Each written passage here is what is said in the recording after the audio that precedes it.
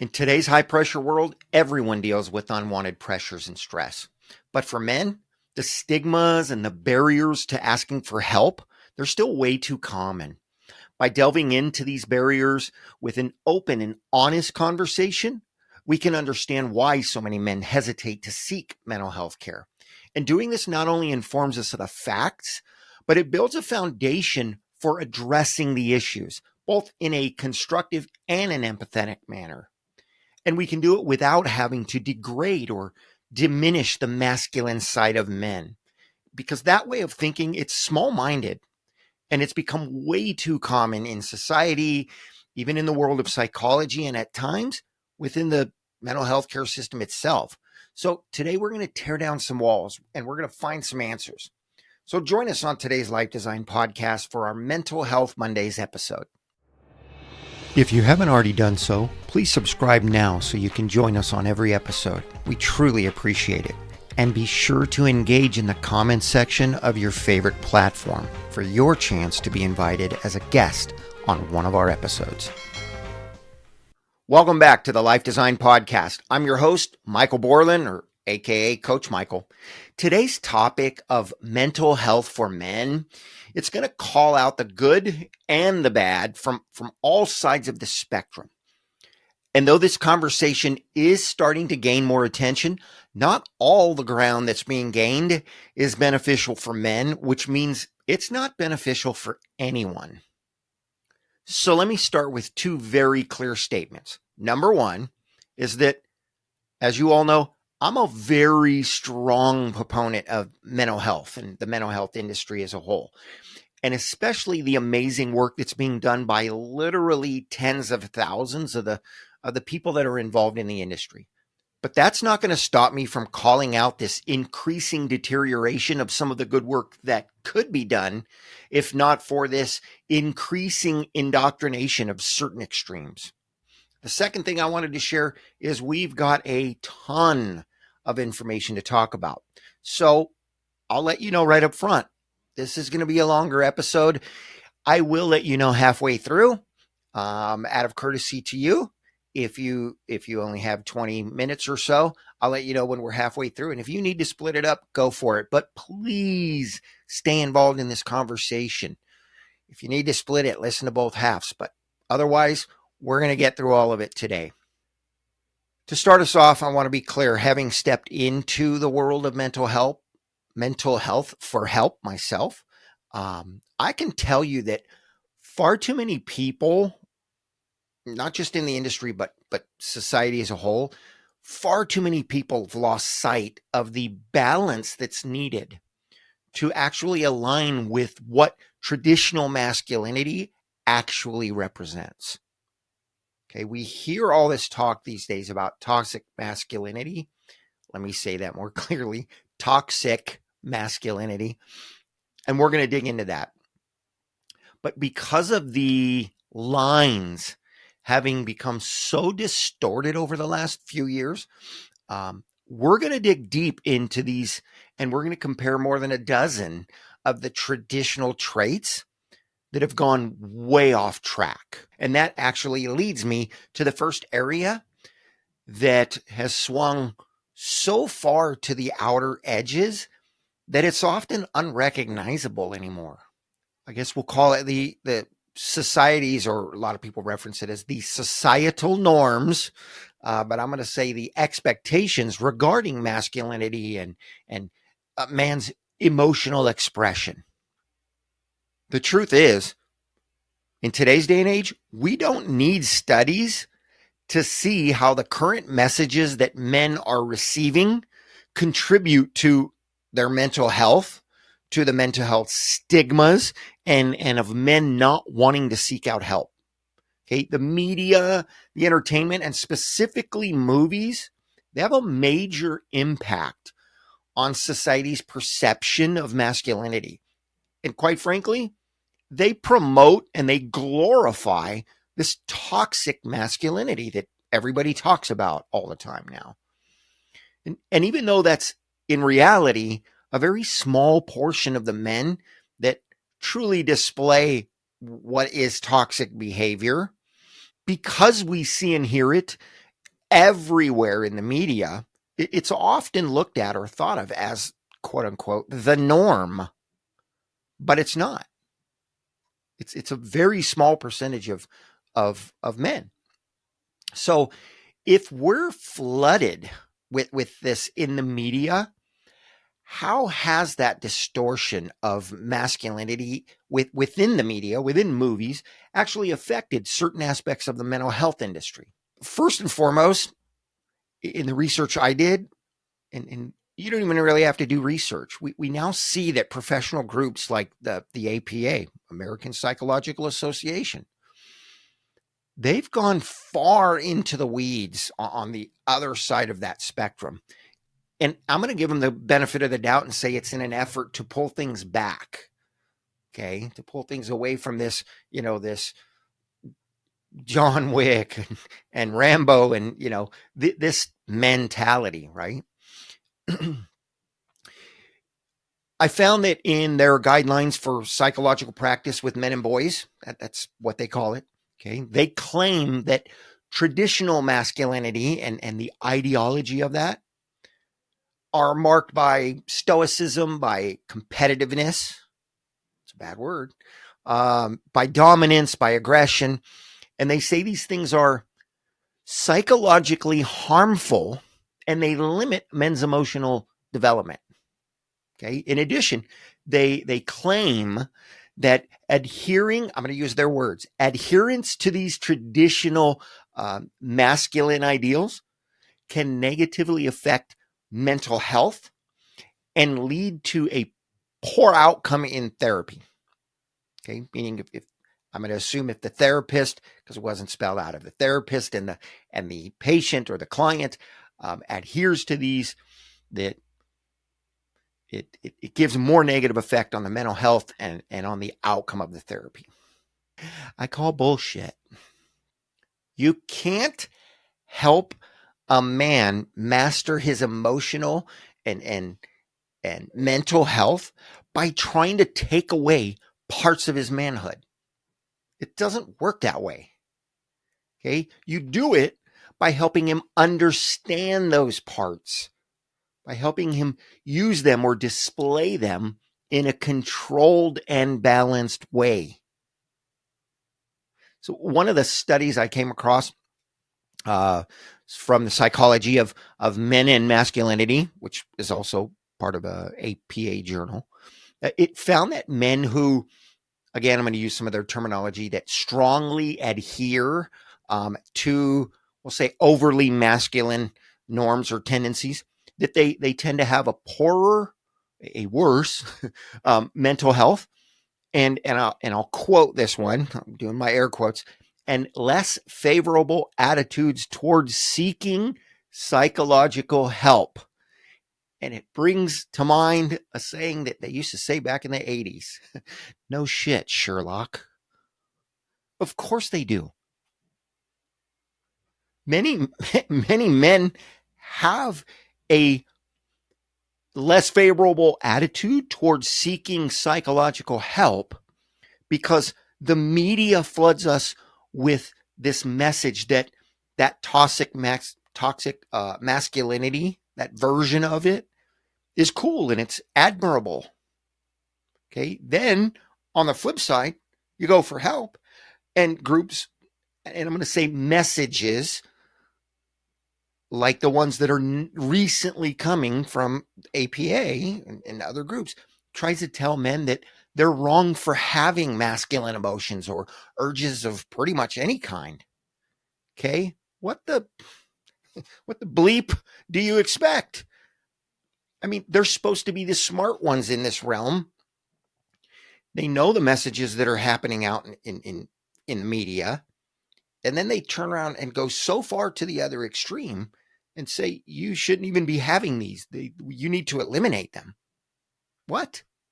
Okay. The fact is, there's nothing wrong with some stoicism, and definitely not with competitiveness, not even with a little bit of dominance or aggression when it's used in a controlled and empathetic manner.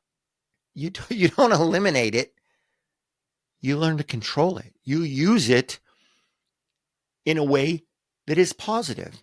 Another fact is that dominance and aggression, okay, those are the outer edges of true or traditional masculinity and what it actually is. Okay, it's those things are moving into a place of imbalance. Okay, whereas leadership and assertiveness, those are true marks of traditional masculinity, of what masculinity should be, even in today's world. Or I'm going to say, especially in today's world. Okay, it's time to quit confusing boys and men and start helping them master that balance of all of the intricacies that being a masculine male requires. And let me be clear, even of being a more feminine male, because there's nothing wrong with that. There's nothing wrong with being a more masculine female and having a balance of these things. And we're going to go over a bunch of them. So, what are the impacts of untreated mental health issues in men? Okay, I want to explain this simply because we've got so much to talk about, and this could be an hour-long part of this conversation.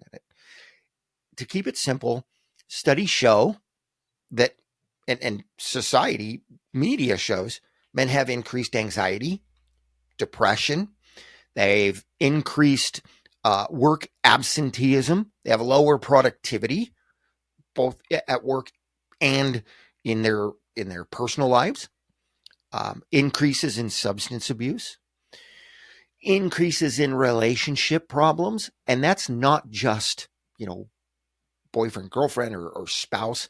That's all relationships as a whole, friendships, coworker, everything. And of course, we all know, we see it all the time, they have an increase in suicide, much higher rates than women. With all of the mixed messages, okay, and the imbalanced perspectives on what masculinity is supposed to be, and what that actually means in relation to being a high quality male, it's no secret, it's no surprise that men are less likely than women to seek help for any kind of mental health, even though the messages are out there that it's okay to do so. And I'm going to be honest, I'm going to be vulnerable here.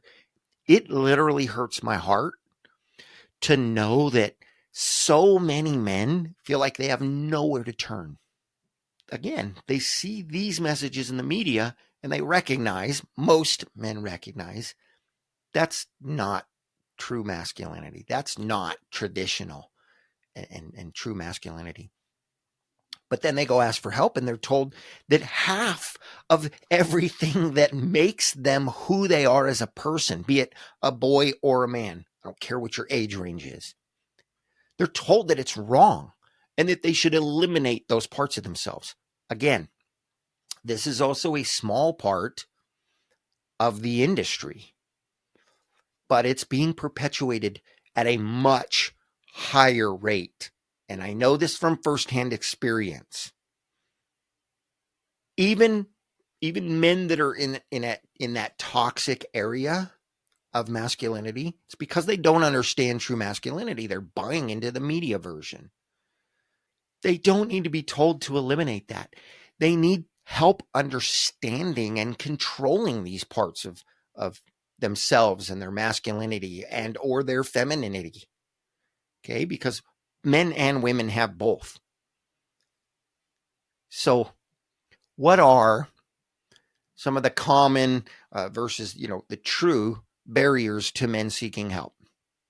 Okay, there's stigmas. Those are common. They're not real. There's lack of awareness. That's a true barrier. Okay, stigmas are made up. Lack of awareness, that's real. Okay, there's self-perception. And that's, I think, kind of a balance of made up and real. There's a reluctance to talk. Okay, that's that stoicism, right? That stoic thing in men. There's gender stereotypes. And most recently, there's gender shaming. You're shamed to be a man, especially a a strong, masculine man. You're shamed in a lot of ways for that. Okay, all of these things, they affect a man's willingness to seek out mental health care. So I've recently I came across this term. I hadn't heard it before, called self stigma, and it's being used where men might actually internalize the media's version, okay, of societal attitudes of this toxic masculinity, so to speak, and it's leading to feelings of shame and even inadequacy if they actually ask for help. Again, the problem is if I go for help and I'm coming to you or to a professional for help, and I'm being told that I need to eliminate half of or big portions of what makes me me, okay, that's not a self stigma issue. That's an authoritative shaming issue. And it shouldn't be tolerated in any area of psychology or of mental health care or in the media or by us, by the people, by the men and the women that, which is all of us, that have to deal with this every day. Okay. Lack of awareness is another one. Lack of awareness and education. Let me put it this way. A lack of mental health awareness and education among men, not just men, women too, but regarding men's mental health. Okay. It leads to underdiagnosis, meaning things aren't being recognized, they're not being diagnosed, and they're not being treated. And most men, I'm not going to say many, I'm going to say most men, they don't even recognize the symptoms of mental health disorders. And if they do, be it in themselves or in somebody else, a loved one or a friend or a coworker, they don't necessarily know where to seek help. Okay, so let's look at some of these traits that are getting messed up. And by the way, I promised you I would tell you when we're about halfway through. I believe we're at about the 20-minute mark. I don't even have a clock up in front of me. I think we're close, though. I do know we're about halfway through because as I thought about this on paper, doing the comparisons was the halfway point. So if you need to split the two up because you're done with your drive or something, please come back to this part, comparing the traits, about 20 minutes in. So the first trait that I want to look at is the balance of strong versus tender. Okay. These are traits that both men and women need, by the way, but we're talking specific regarding men. So this is where we were able to find a balance between strength, and I mean strength in like our convictions, in our actions, and in how we support others, yet being at the same time having a balance of being gentle, being empathetic in our interactions with others. Okay, that's gotten skewed.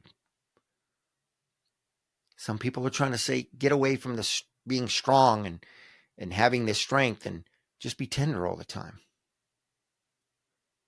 Doesn't make any sense. It's ridiculous. Okay, another one is the balance between being firm and being compassionate. Right? We want to be able to have firmness in our decision making and in setting boundaries. Okay, but we want to balance that with a deep sense of compassion and of understanding for other people's feelings, for what they're going through, for their situations. Now, let me be clear. We hear this saying, and I apologize in advance for using it. Feelings aren't facts on either side of the spectrum. Okay, but we want to have compassion to what people are feeling.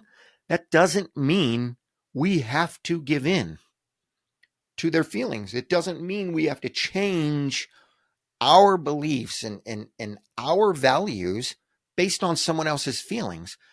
But we can recognize them and we can empathize, not sympathize. We can empathize with them in that situation. Okay. Not only is there nothing wrong with that, that's a good thing for everyone. Okay. The next one, competitive versus cooperative. I got to tell you, I'm going to be honest. I want to slap people who say to get rid of competitiveness. That is ridiculous. I can't even comprehend that. Okay. To possess like a healthy sense of competitiveness, to be able to strive for things that we want to achieve and to excel in any area of life. Who in the world wants to get rid of that? That's insane. Literally, that's insanity to me. But we need to be able to balance that with like a cooperative spirit, with cooperating, and valuing teamwork or valuing mutual success. Okay, the importance of contributing to the greater good. Okay, life is not supposed to be fair in the outcome. I'm sorry if you believe that. If you've bought into that, you've been brainwashed into that. Life is not supposed to be fair in the outcome, but it's supposed to let you play in the game. That is fairness. That is competitiveness and compassion, or cooperativeness in a balance. I played sports as a kid. Did it kind of suck when we lost? Yeah, sure it did. Should everybody get a trophy for playing the game? Yeah. Should the winner's trophy be bigger, better, and nicer? Yes. Knock it off with this whole everybody gets the same ribbon or the same trophy. No. Give us something to strive for. It's ridiculous. Okay? This is where the next one comes in. Confidence and humility. Be able to be confident and humble in a balance. Okay. We want to carry a sense of confidence within us, in our abilities, in our worth, but it doesn't have to be connected to being number one all the time. We want to remain humble. We want to be open to learning and learning from others, not from everyone. Well, yes, actually from everyone, but doesn't mean we take on their beliefs or their ways. We learn from them. Okay. Honestly, we learn more from losing than we do from winning. But we also need to have that confidence. We also need to have that humility that it's okay to play the game and to lose sometimes. We don't want to lose in life at a repetition, in repetition. And that's going back up the list to, competitiveness and cooperation, where the people that have the abilities, the capabilities, the skills, the confidence, the drive to win much more often, where we can learn from them, and those of us in those positions, and I say us because I'm blessed in a way that I have a lot of those qualities. I've spent decades working on them. Okay, matter of fact, when I was a kid, I'll share this personal story real quick. When I was a kid, almost everything I did came easy to me. Almost everything. Riding a skateboard and playing a guitar were the only two things I struggled with as a kid. Truly, truly struggled with. Everything else I did, from martial arts to working on cars with my dad to sports, any sport, it all came easy to me. I didn't learn a lot of lessons about what it is to struggle, but I had compassion for the kids who did. And I used to spend a lot of my time and energy trying to raise them up. Or I was always the captain on the kickball team, almost always. And I'd pick a lot of the worst people, and I'd coach them. I'd help them on how to get better. I'd talk to the guys on the other team and say, cut them some slack. It's a dang game. Like, let the ball go past you. Let them get a home run, once in a while. That's the difference. But I wasn't about losing the game. I wanted to win every game. I also wanted the people who didn't win the games very often on my team. I wanted to rotate that so everybody got a chance to win. So confidence and humility at the same time. Resilience and vulnerability. It's another one. We want to be able to show resilience in the face of adversity, in the losses, but also a truly masculine man or person, that part of them isn't afraid to express vulnerability and to seek out help when needed. I just did. I just shared something that was a little bit vulnerable from my past. And it still plays out today. I'm very competitive. I'm also very compassionate in most situations. Actually, I don't want to say in every, but we're going to get to a couple more things that play into that. And let's independent versus collaborative. Okay.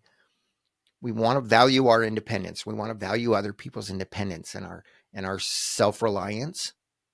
Okay. Yeah. But we also want to appreciate the importance of teamwork and collaboration. Valuing independence, and that comes into that stoicism, that stoic thing. There's nothing wrong with that. That should be encouraged in balance with appreciating teamwork, collaboration, a community, so to speak. You got to have both. That is true masculinity. Assertiveness and patience. Okay. We can be assertive in expressing our needs and our opinions. We should be assertive in expressing our needs and our opinions. But we should also be practicing patience and listening to the needs and the perspectives and the opinions of others. We should be able to have that conversation without raising our voices, even in passionate conversations. If our voice goes up because we're passionate, that's one thing. That's okay. If our voice goes up because we're screaming and trying to not just dominate the other person, but to literally overtake them, to shut them down, that's wrong. Okay? I am guilty of that sometimes. If they're so far out that they can't have that conversation, I am challenged not to shut them down. Now, if they can just have a conversation with me with completely opposing perspectives, opinions, beliefs, but we can actually talk about it with some sense of humility, so to speak, or of compassion towards each other, even at the slightest levels, then that's the conversation I want to have, because I'm going to learn, I'm going to grow from it. But if you're trying to shut me down, and you're not even willing to listen to my side, my perspectives, why? What are you afraid of? Okay, then I'm going to be the one shutting you down. So, what was another one? Was discipline and flexibility, I guess, go together. We want to demonstrate a discipline in our goals and our habits in our path, but we need to remain flexible and adaptable so that we can change as circumstances require, and as we acquire new ideas or new understandings. Okay, we need to have that discipline, but also that flexibility in a balance. Being courageous, having courage, but also having caution, right? We want to exhibit courage in taking some risks, in standing up for what we believe in, what's right. And let me be clear on this one: what we've verified, what we've researched and verified, not just from our own side of the fence.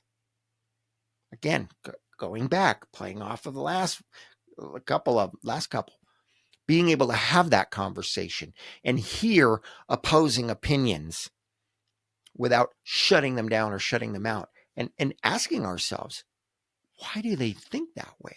Why do they act that way? What is it that could be right from their side and what could be wrong from mine? Finding out balance, but doing it with a cautious approach. Again, looking at all sides, especially when it comes to important decisions, to safety, principled and open-minded. Ironic that this comes in now. I honestly had not thought about this until this moment. To stand firm on our core principles and our values. Yet to be open-minded, to be open to new ideas, to different cultures, to different perspectives, to alternative viewpoints. This is a balance of masculinity. These are traits that are part of the traditional masculinity that have fallen out of balance, or that people are seeing them and creating an imbalance in them. And I said this one earlier, leadership. Okay, not oppression, not dictatorship, not all of that. Leadership versus being a supporter, which in my opinion, and quite frankly, it is fact that these two in some ways are one and the same, right? But let me explain how they're different. We need to be capable of leading when it's necessary, okay? And yet also be happy with or find fulfillment in supporting others. Now, as a leader, you do support others. That's the core of leadership. But here's what I mean. In supporting others in their leadership roles or endeavors is something they're trying to move into as a leader, or where they are a leader. Okay, to actually be fulfilled with falling under that leadership. Okay, that is part of being a leader. So there's that balance. Rational versus emotional. Okay, when we can apply true traditional masculinity, applies rational thinking, and logic in problem solving. Okay, but at the same time, valuing and acknowledging mental and emotional intelligence, particularly in the emotional side of things. Okay, again, this is where toxic masculinity tries to push out any of the more feminine emotional. That's what media promotes. And too many people think that is what's common these days. It's common in the media, and it's becoming more common because it's being shoved down our throats. But true traditional masculinity finds a balance in this and recognizes emotional intelligence. In some cases, yes, from a more stoic perspective. But again, men need help. Women need help as well. Boys need help. And men need help balancing the two.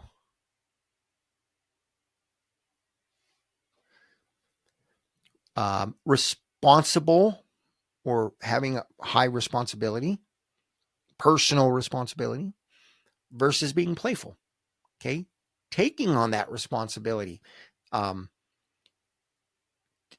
being serious about it in both a personal and professional level, in both spheres of our lives, but also valuing playfulness, being recognizing the importance of relaxation, of humor, of lightheartedness. It's important. It's a balance that true masculinity needs. Decisiveness and reflection. Okay, being able to exhibit a decisiveness when certain actions or decisions are needed. Okay, making clear and informed choices. Let me repeat that. We're going back a couple. Making clear and informed, fully informed decisions and choices, while also valuing that reflective thought, that consideration, and considering, the implications of that decision, of that choice, and various perspectives before we take action. Very, very important in the realm of true and traditional masculinity. Okay. These, let me pause for a second too. I've only got one more comparison. These things are also, I said it earlier, important on the feminine side as well. Okay. But again, we're talking masculinity, and we're talking true and traditional masculinity. The last one is being adventurous, but also being a little prudent. Okay. We hear the word prude or prudent, and we let our minds go. Some do, in the wrong direction with that, or at excess. Okay. Being adventurous, meaning we're able to display, that adventurous spirit, so to speak, being willing to explore new ideas, new experiences, to take on challenges, be them new or repeat. Okay. But having that balanced with some prudence, showing some caution, showing some care in assessing the risks and making thoughtful decisions, and paying attention to how things could affect other people, and having a little bit of prudence within that. These are the characteristics that represent being well-rounded emotionally, mentally, spiritually, even physically. Okay. Being a well-rounded individual who can actually navigate well the various aspects of life with a balanced and with a thoughtful approach. These are traits of true and traditional masculinity, and they've been twisted. So when we recognize that, what are some actionable steps and some resources that are available to men?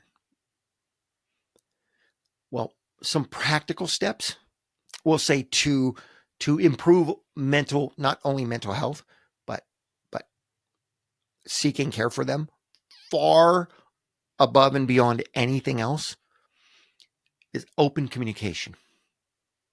Okay. Being able to share our feelings with, I'm going to say, a trusted individual. And I don't mean just friends, but with a trusted individual. It helps reduce different types of feelings, different types of things within us, be it isolation, feeling that we don't have anywhere to turn. It provides a level of emotional support. Even the most stoic or hyper masculine man, I'm not referring to, well, even the toxic ones, but I'm referring to more traditional, to more true masculinity. Men need that. There was a study in the Journal of, was it Health and Social Behavior?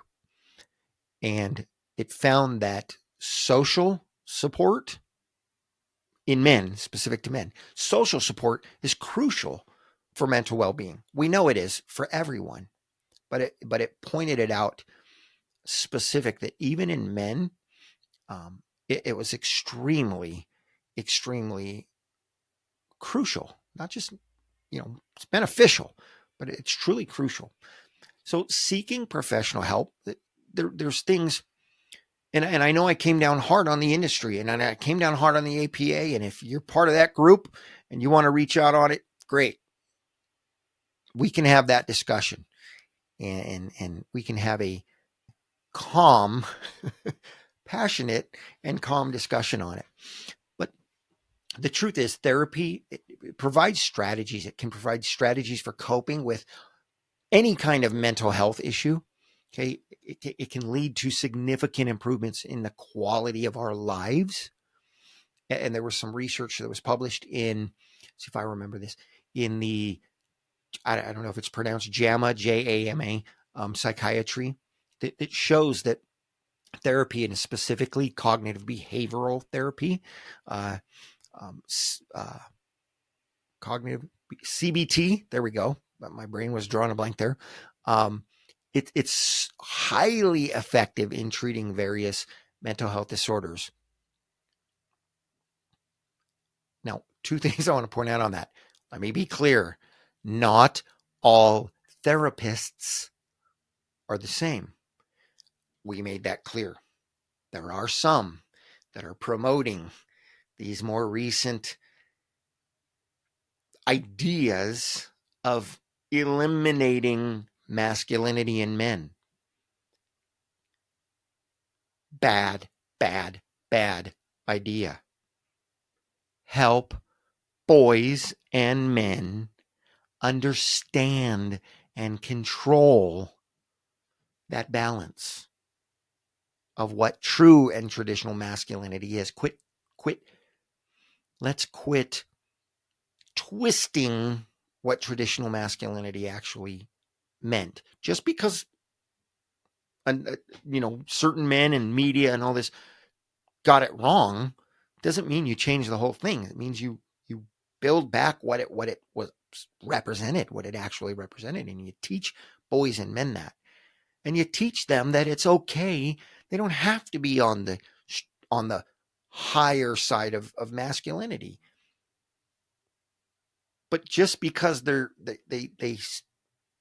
prefer the more feminine side doesn't mean that it's not okay for them to still be a man. Sorry. There's a balance, and you can lean towards one side or the other. When you go to the extremes, it's a problem. It creates issues, it creates problems, challenges. Okay. The job is not to convince you to eliminate parts of who you are.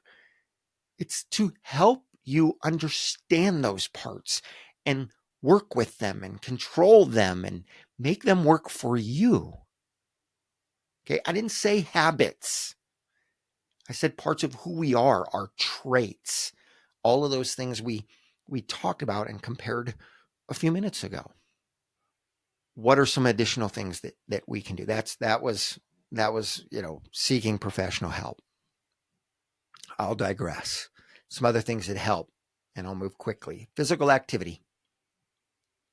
We know this.